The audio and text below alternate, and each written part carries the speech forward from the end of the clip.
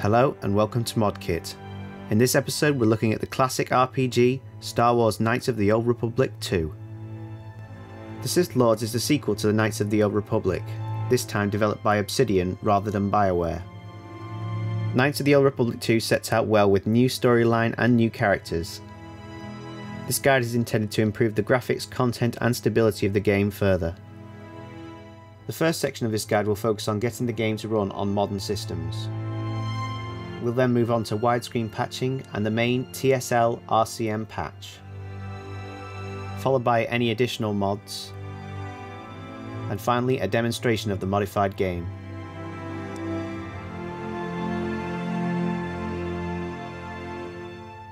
The first thing you'll need to do is get your copy of the game.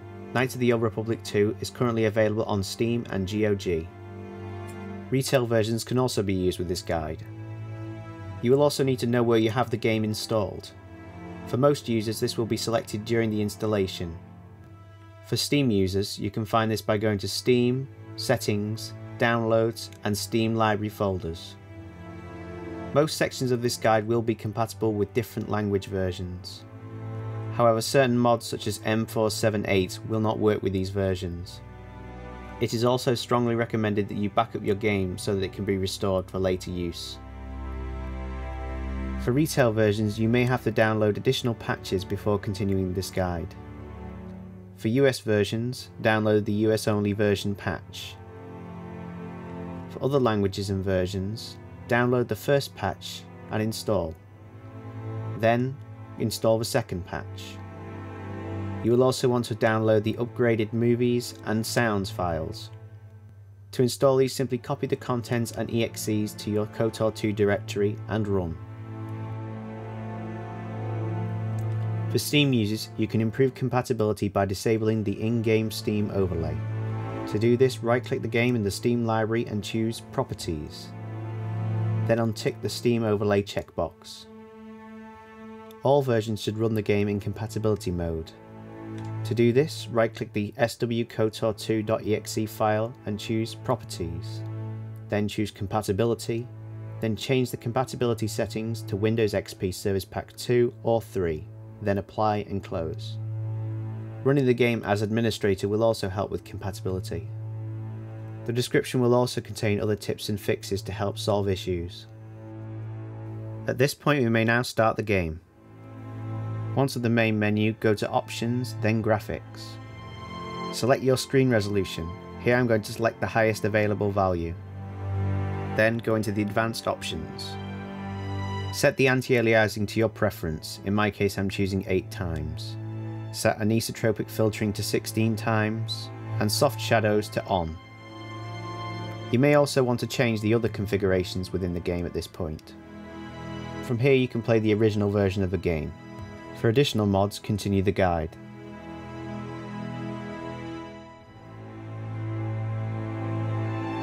Widescreen support is missing from the original game, so this section will cover adding it back in. You may need 7-zip during these steps to extract certain files. To begin, download all the widescreen files from the description. Extract the squizzy zip file.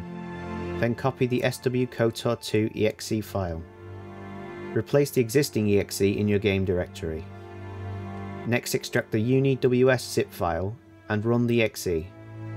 Select Knights of the Old Republic 2 from the combo box. Then find the game directory in the left-hand menu.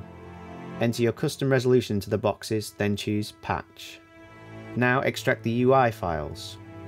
You should have 3 resolution folders. Depending on the aspect ratio of your resolution, you can choose either 1920 by 1080 for 16 by 9 displays, or 1680 by 1050 for 16 by 10 displays. In my case, I'll be using 1920 by 1080. Copy the contents to the override directory in your game folder. Next, find the swkotor2 ini file in the game directory. Open this and find the 2 width and height entries. Change the height values to the smaller number of your resolution, in my case 1080. Then change the width values to the larger number of your resolution, in my case 1920. Save and exit. You will now want to start the game to see if the resolution has been applied. If the game does not already look correct, go to the resolution menu and choose 1280 by 960. With this step, the resolution should be applied. Next we'll move on to the TSLRCM mod. This mod is highly recommended for both its bug fixes and its additional content, which more than counteracts the issues that can be caused in other mods. Installation of TSLRCM is simple. Download the latest installer and run. When asked to select a directory, choose the game directory. You should also choose the language the game will be running in. Once the installer is finished, the mod is installed.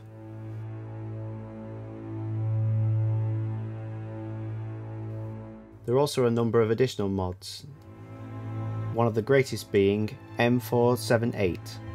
This large mod restores an entire planet to the game from cut content. However, it will not run on non-English versions. To install M478, simply follow the installer's instructions. Other optional improvements include texture packs. While these can be down to individual tastes, a number of them have been included in the description. Those under the override section can be installed by copying the contents to the override folder, while those under the EXE section can be installed by running the EXE and pointing to the override folder of the KOTOR directory. Other mods may be added to the description if they become available.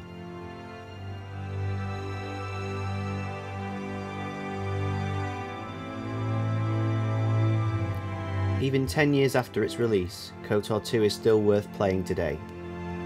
With its epic storyline and more than black and white morality system, it sets itself apart from most games made today.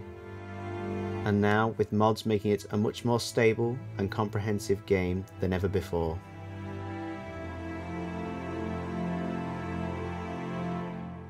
Thanks for watching.